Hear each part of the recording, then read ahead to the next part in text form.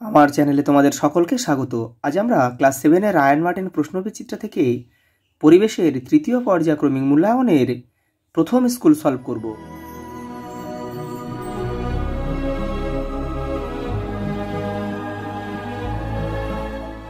প্রথম প্রশ্ন দেখো, সেলসিয়াস ও ফারেনহাইট স্কেলের মধ্যে সম্পর্কটি লেখো। দেখো সম্পর্কটি এখানে লিখে দিয়েছি, C/5 = F-32/9। পরেরটা দেখো, নাইট্রিক অ্যাসিডের সংকেতটি লেখো, HNO3। ঘনীভবনের সময় লিনতাপ গৃহীত না বর্জিত হয়? লিনতাপ বর্জিত হয়। কোন রশ্মি চোখের পক্ষে ক্ষতিকারক? অতিবেগুনি রশ্মি বা ইউভি রশ্মি বা আলট্রাভায়োলেট রে। পরেরটা দেখো, পরিবর্তনশীল যোজ্যতা আছে এমন একটি ধাতুর নাম করো। দেখো কপার। মানুষের পাকস্থলীতে কি অ্যাসিড উৎপন্ন হয়? HCl, hydrochloric acid. দেখো পরেরটা দেখো, বায়োডিগ্রেডেবল পলিমার বলতে কি বোঝায়? দেখো যারা প্রাকৃতিকভাবে নষ্ট হয়ে যায়। বলের সংজ্ঞা পাওয়া যায় নিউটনের কোন সূত্র থেকে? প্রথম সূত্র থেকে।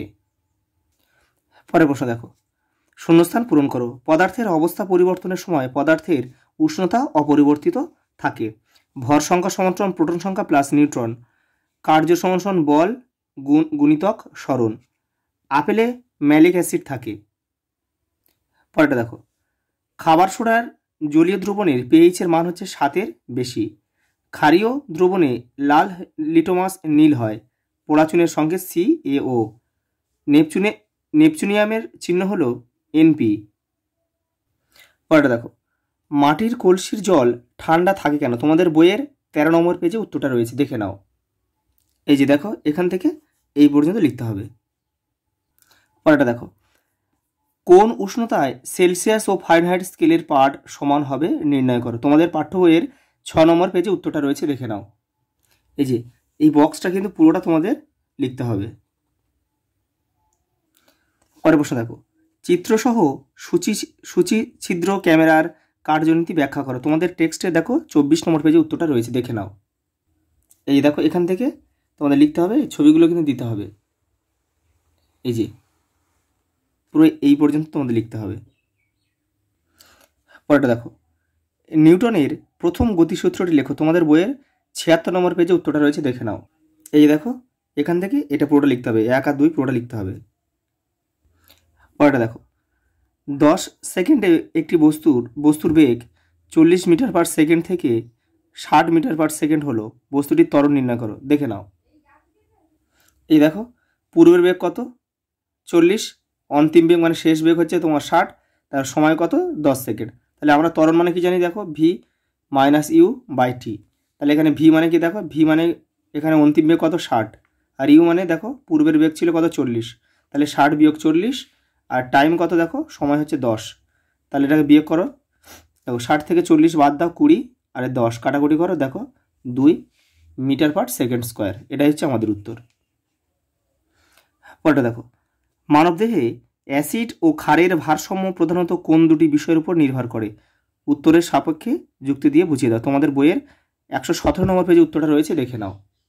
এই যে এখান থেকে তোমাদের এই পর্যন্ত পুরোটা কিন্তু লিখতে হবে। পরেরটা দেখো, ফর্মিক অ্যাসিডের সংকেতটি লেখো, HCOOH।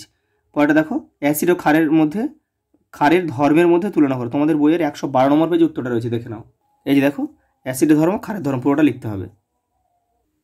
পরেরটা দেখো, ত্বরণের এককে প্রতি সেকেন্ড কথাটাই দুবার ব্যবহৃত হয় কেন? দেখো রায়ান মার্টিন 142 নম্বর পেজে রয়েছে, দেখে নাও।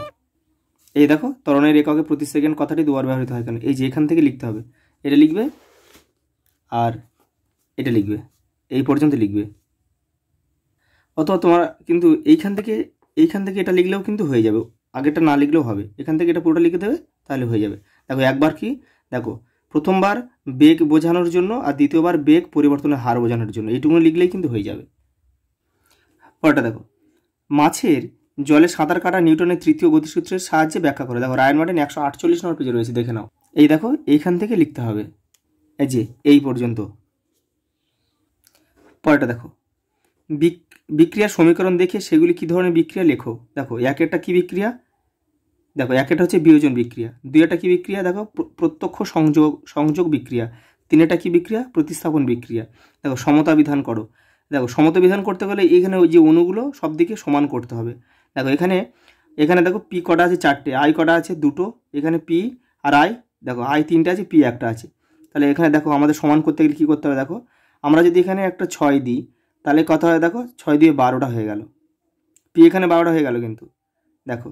আর এবারে কটা আছে? দেখো এই আই এখানে 12টা হয়ে গেল, আর এখানে পি 4টে। আর এখানে আমরা 4 যদি বসাই তাহলে দেখো পি 4টে, আই কটা বলো তো? দেখো 4 আর এই 3, এটা গুণ করো। দেখো 4 3 12, তাহলে আই কিন্তু 12টা হয়ে গেল। তাহলে এখানে আই 12টা হয়ে গেল, সমান হয়ে গেল। দেখো পি 4টে, পি 4টে, তাহলে আমাদের কিন্তু এখানে সমান সমান দিতে হবে কিন্তু। এটা হচ্ছে ব্যালেন্স বলে।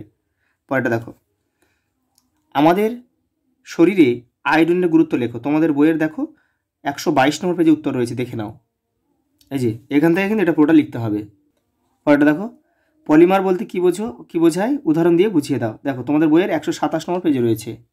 এই দেখো, অনেক ছোট ছোট যৌগ অণু জুড়ে তৈরি হয় বৃহৎ শৃঙ্খল যৌগ অণু বা পলিমার। উদাহরণটা দেখে নাও। এই দেখো, পলিথিন, পিভিসি, পিইটি।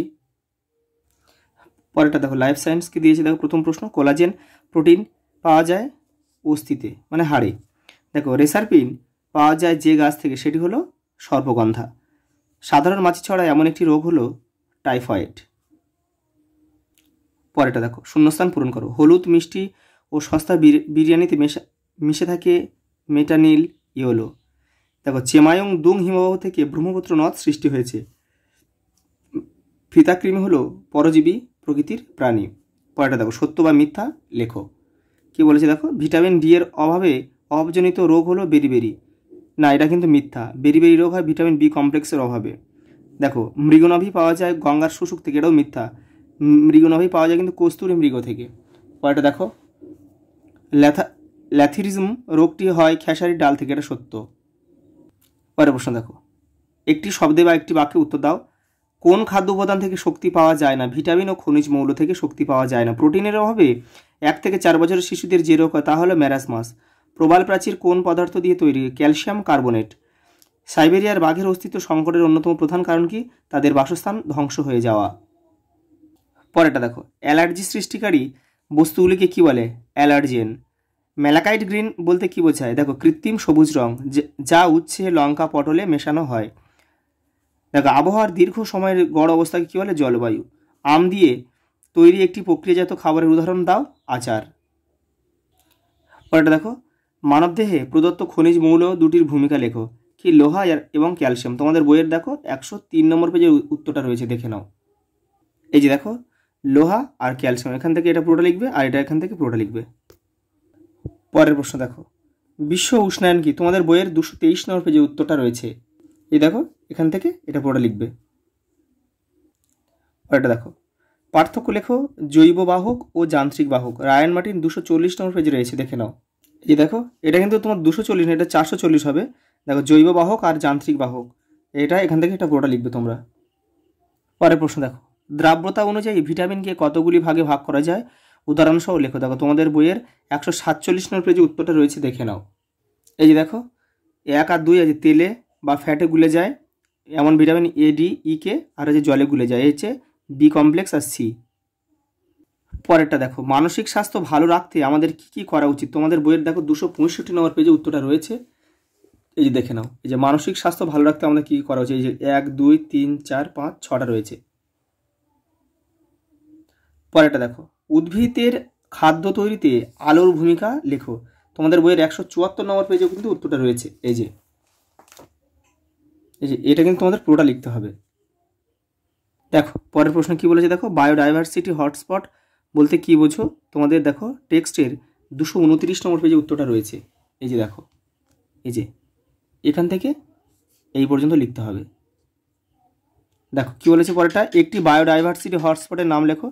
দেখো আমাদের ভারতবর্ষে 4টে রয়েছে, তার মধ্যে পূর্ব হিমালয় রয়েছে, আর তোমরা এখান থেকে আরও ওই আর যে বাকি 3টে রয়েছে করতে পারে। দেখো পশ্চিমঘাট পর্বতমালা বা শ্রীলঙ্কা, ইন্দো বার্মা এবং সুন্দারল্যান্ড। তারপর দেখো, পাস্তুরাইজেশন পদ্ধতি কে আবিষ্কার করেন? লুই পাস্তুর। দুধকে কীভাবে পাস্তুরাইজ করা হয়? দেখো তোমাদের বইয়ের 294 নম্বর পেজে রয়েছে, দেখে নাও। এই দেখো এখান থেকে এই পর্যন্ত। পরেরটা দেখো, মশা নিয়ন্ত্রণের একটি উপায় লেখো। তোমাদের বইয়ে 285 নম্বর পেজে রয়েছে। দেখো এখানে অনেকগুলো রয়েছে, এখান থেকে একটা তোমরা লিখে নেবে। পরেরটা দেখো, মশার ম্যান্ডিবাল ও ল্যাব্রাম কীভাবে রক্তবানে সাহায্য করে লেখো। তোমাদের বইয়ের দেখো 283 নম্বর পেজে রয়েছে উত্তরটা। এই যে ম্যান্ডিবল এটা লিখবে, আর এই যে ল্যাব্রাম এটা লিখবে। দেখো লাস্ট প্রশ্ন কী দিয়েছে দেখো, ব্যাকটেরিয়ার উপকারিতা সম্পর্কে লেখা। দেখো রায়ান মার্টিন 425 নম্বর পেজে রয়েছে। দেখো এখানে ব্যাকটেরিয়াগুলোর নাম রয়েছে আর তারা কী উপকার করে এটা পুরোটা রয়েছে। এটা পুরোটা তোমার এই বিজ্ঞানসম্মত নাম লেখার দরকার নেই, শুধু উপকারী ব্যাকটেরিয়ার নামগুলো লিখবে আর কী উপকার করে সেটা লিখবে, এই বন্ধ লিখলে হয়ে যাবে। আজ এই পর্যন্ত, দেখা হবে পরের ভিডিওতে।